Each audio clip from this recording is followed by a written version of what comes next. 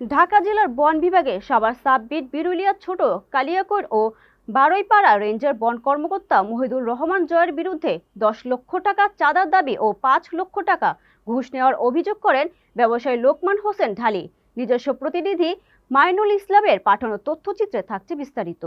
অভিযোগ প্রসঙ্গে লোকমান হোসেন ঢালী গণমাধ্যমকে জানান, আমি 2013 সালে ভূমি সংস্কার board code of words Dhaka Nawab SS থেকে লিজ নিয়েছি। লোকমান হোসেন গঙ্গের পক্ষে হাইকোর্ট রায় প্রদান করেন এবং লিজকৃত সম্পত্তির মহামান্য হাইকোর্টের সাইনবোর্ড রয়েছে। কোর্টের সাইনবোর্ড থাকা সত্ত্বেও বিনা অনুমতিতে লোকজন নিয়ে এসে আমাদের উপর হামলা চালিয়ে মারধর করে সাইনবোর্ড ভেঙে ফেলেন।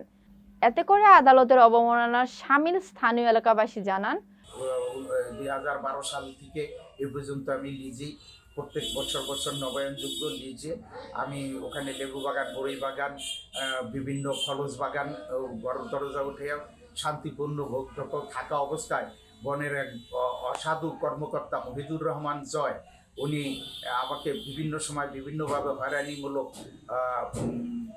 বাধা সৃষ্টি করে এবং আমার কাছ থেকে বিভিন্ন সময় বিভিন্ন টাকা দাবি করে। টাকা দিতে দেরি হলেই ও আমার উপর মানে অমানবিক আচরণ করে এবং আমাকে মারধর করে, মিথ্যা মামলাও দেয়। এই পর্যন্ত আমার নামে 3-4টা মামলা এই পর্যন্ত দিয়ে ফেলেছে। ঘুষখোর, চাঁদাবাজ ও মামলাবাজ বন কর্মকর্তা মাহিদুর রহমান জয় একজন বিতর্কিত ব্যক্তি। তিনি বিভিন্ন সাধারণ মানুষের কাছ থেকে বন বিভাগের আওতায় থাকা জমির ছাড়পত্রের নাম করে লক্ষ লক্ষ টাকা হাতিয়ে নেওয়ার অভিযোগও রয়েছে তার বিরুদ্ধে। বিরুলিয়ার ছোট কালিয়াকৈর স্থানীয়রা জানান, অনেকেই মহিদুর রহমান জয়ের মিথ্যা ও ভিত্তিহীন মামলা মোকাবেলা করছেন। তার মিথ্যা মামলার শিকার হয়েছেন বহু স্থানীয় বাসিন্দা।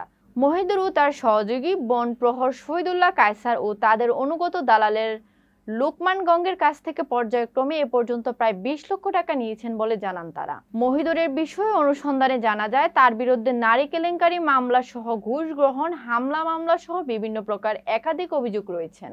এ বন কর্মকর্তার বিরুদ্ধে বিচার বিভাগীয় তদন্ত করার জন্য সংশ্লিষ্ট কর্তৃপক্ষের দৃষ্টি আকর্ষণ করছে এলাকাবাসী ও ভুক্তভোগীরা।